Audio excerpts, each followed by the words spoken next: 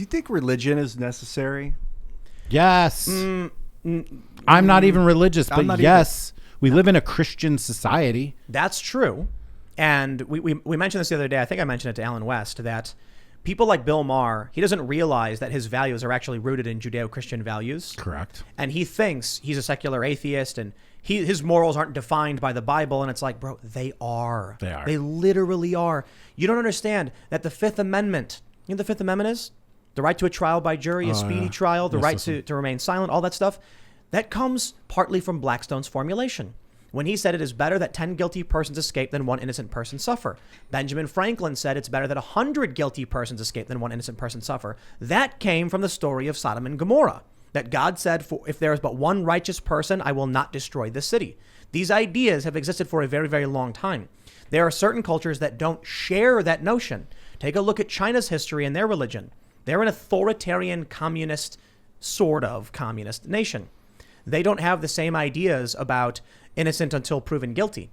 You can take a look at some. I am not saying that every country that has ever practiced this religion has held these values. Certainly there have been authoritarian nations that have been Christian.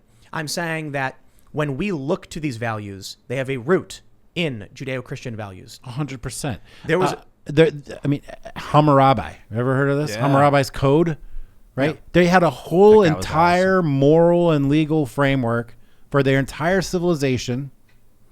That's got nothing to do with what we got going on. Yeah. Nothing.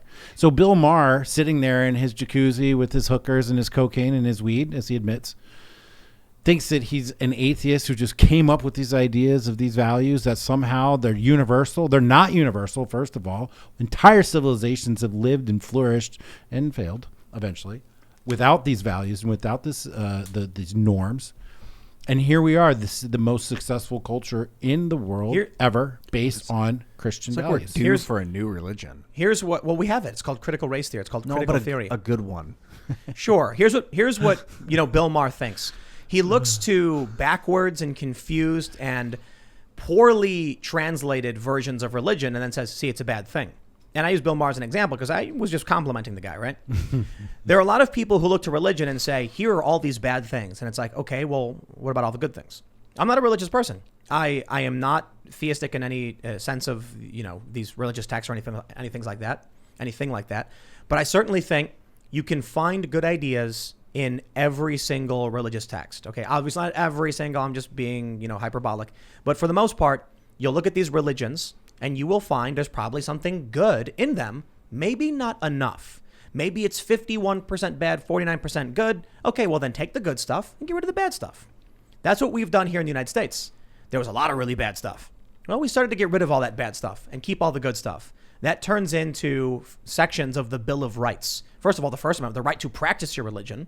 And then you have the right to, a trial by jury, innocent until proven guilty. And that is rooted. That's just a fact. It's rooted in Judeo-Christian values and the story of Sodom and Gomorrah. I was reading about this and I was actually really just impressed when I read about, I started researching Blackstone's formulation. Why did he come up with the idea and the history of it? That's right. Religion. So it's not absolute. I don't think you need it. But that's why I'm saying, when you asked if religion was necessary, I kind of went, I don't know about religion. We're finding out right now. Yeah, but you don't need religion. You need a shared moral framework. And that's what it is. No, a religion is like, I have faith in the Lord. Or a lot of them's a cult. Like, I have faith in this guy that was telling me about the Lord. Right. You need a shared moral framework. Okay. Religion is okay. Where does your moral framework come from? In the United States, our moral framework is Judeo-Christian. Taoism. Not every single nation that has been successful has a Judeo-Christian moral framework, but they do share a moral framework. Some moral frameworks are really, really awful.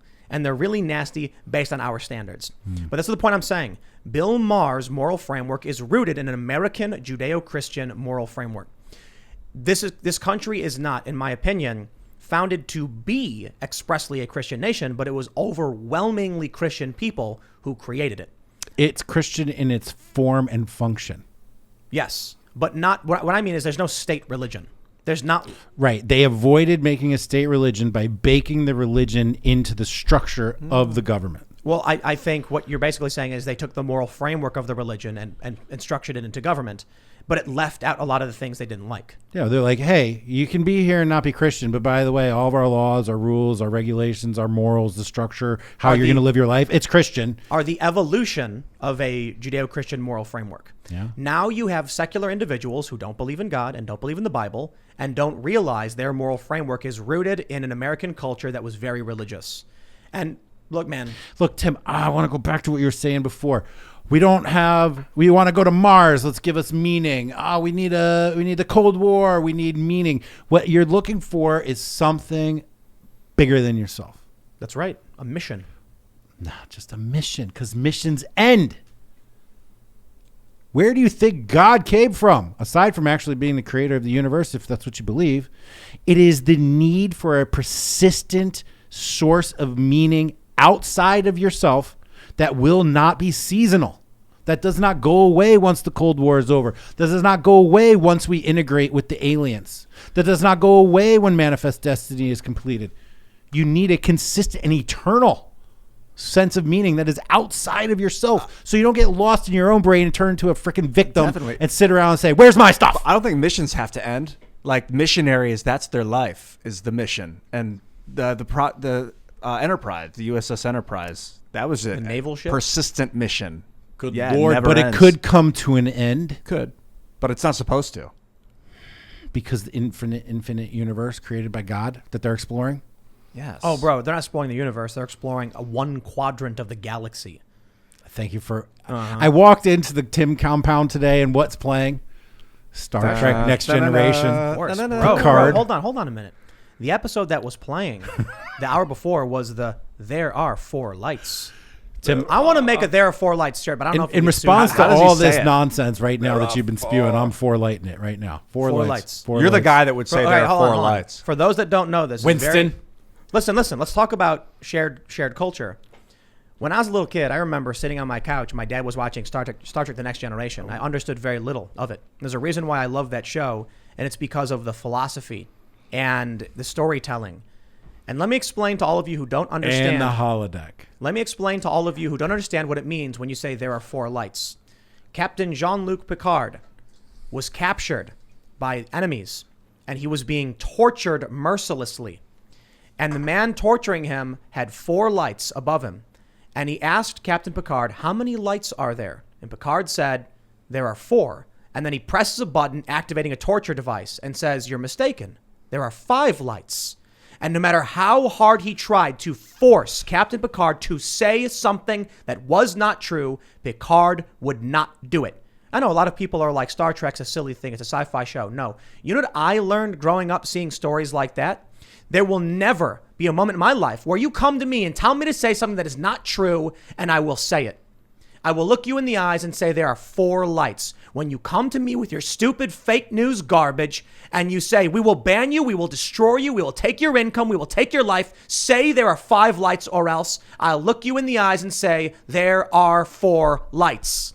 That's what Star Trek's about. It seems like that show was brilliant. And that was a show made by Americans in the 90s, actually 1989.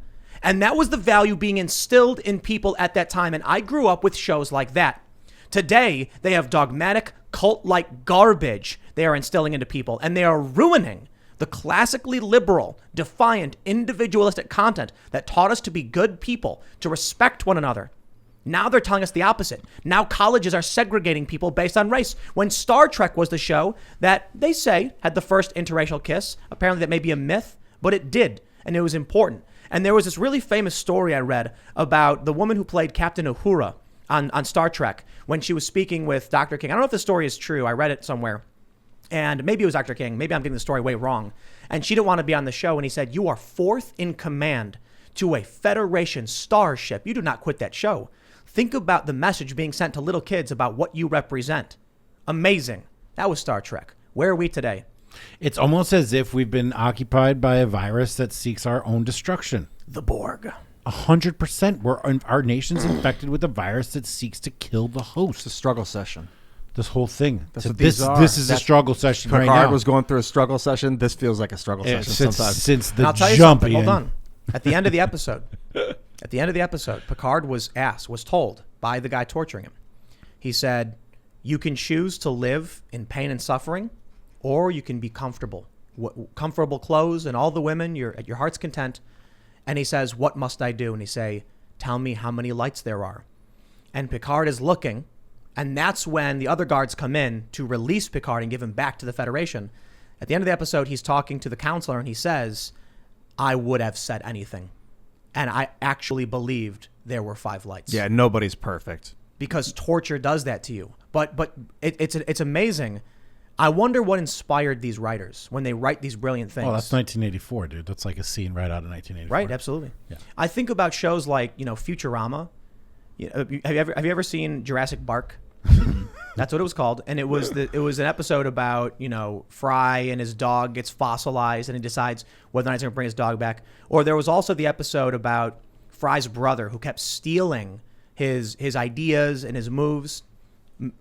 Talk about amazing writing and amazing show. So the character Fry talks about how he has a 7-leaf clover, and it gave him all the luck in the world. But his brother Yancey kept stealing everything from him. He then learns, because Futurama is about a guy who travels 1,000 years in the future, that a guy named Philip J. Fry, who looks just like his brother, was taking all his dreams, going to Mars, being in a rock band, and he had his 7-leaf clover. At the end of the episode, when he goes to rob the grave of what he thinks is his brother who stole everything, he learns that it was actually his nephew that his brother named after him because his brother loved him.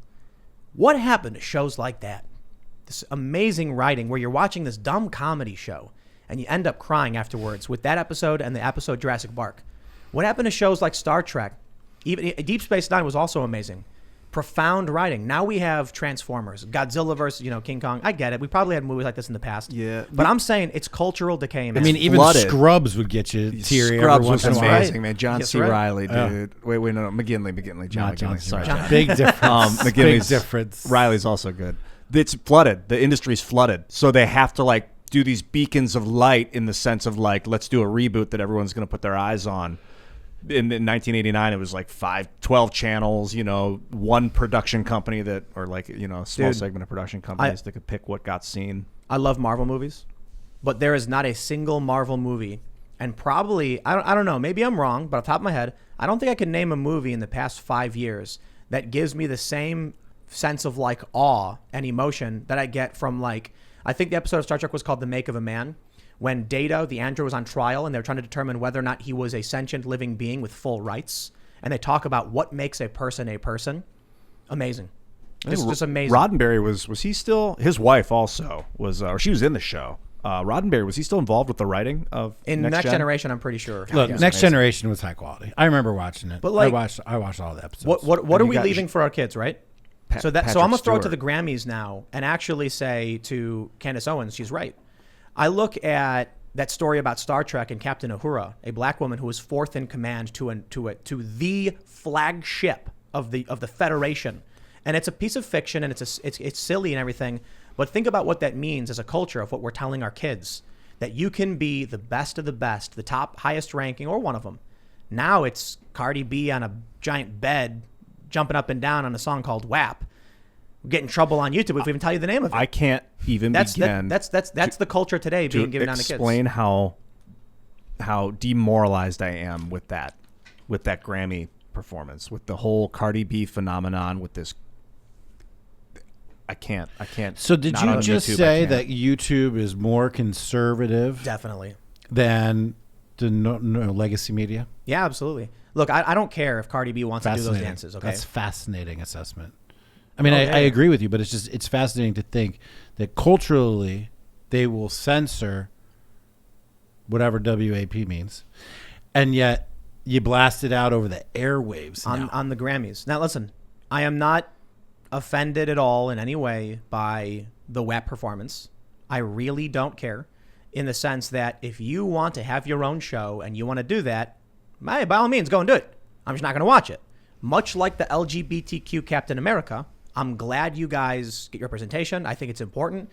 I'm happy you guys have a comic you're enjoying. Me personally, I'm not going to buy it. I don't like mint ice cream. I don't like chocolate chip mint. I think mint is gross. I don't want to take it away from anybody else. I'm not offended by it. I just won't buy it. So the Grammys can do their show, and I'm not going to watch it. But my criticism is that what do we then share as a mass culture where we all actually say this is something that inspires us and it makes us feel better. Oh yeah, that's gone. Social Right. cohesion is gone. The top-down, one-to-many model of communication and social cohesion gone forever. The only thing at this point now that's going to bring total cohesion is a return. My So- boy Michael Millerman knows what I mean when I say a return. Return. What does that mean? Return. Not everything old is bad, and not everything new is good. And it's true. Yeah, I think it's funny. I was taking these political tests, like the 8 values and like the political compass. My political compass test, man, I am further left and further libertarian than I've ever been reading like through these tests. But you know what I realized? The political compass test is outdated. It doesn't ask anything about the modern culture war, the modern left or right. It asks you like, how do you feel about progressive taxes and like multinational corporations? So I'm like, Yeah, it doesn't matter. but I was taking these tests and I was just looking at some of these questions, and it's very interpretable. I guess what I'm trying to say is when we try to understand someone's politics, you could ask someone a question like, do you think major corporations have an advantage in their ability to move quickly and execute plans quickly? No. I didn't ask you if you thought it was good or bad. Oh, I just think the answer to that question is no. You don't think corporations have an advantage over Moving quickly? Absolutely not. That's the biggest downfall. the government? Oh, over the government? Yes, they can move more quickly than the government. I'm not saying you like it, and that's what happens. People end up looking at these political compass tests and political tests, and it's like, No, the only question dividing us politically, and will be eventually, we will all be sorted by this 100%, is do you believe in essentialism or do you believe in the blank slate? That's going to be the final dividing line. Define those things. Essentialism, that we are and act who we are based on our biology, our hormones, our size, our strength, that you can't disconnect biology from the way you behave and culture, etc. And blank slate is that you're born with nothing constructivism. and you are injected with all the things that you believe and all of your interests and all of your desires and all of your capabilities and all of your aptitudes. Thanks for checking out this clip from the Timcast IRL podcast. If you want to see the full show, come back to this channel, youtube.com/TimcastIRL, Monday through Friday at 8 p.m., where you can leave comments and super chat, and we actually will read your comments on the show. Don't forget to like, share, subscribe, and if you want exclusive members-only content, segments you can't get anywhere else, go to timcast.com, become a member, and we even have full bonus episodes. Thanks for hanging out, and we'll see you all next time.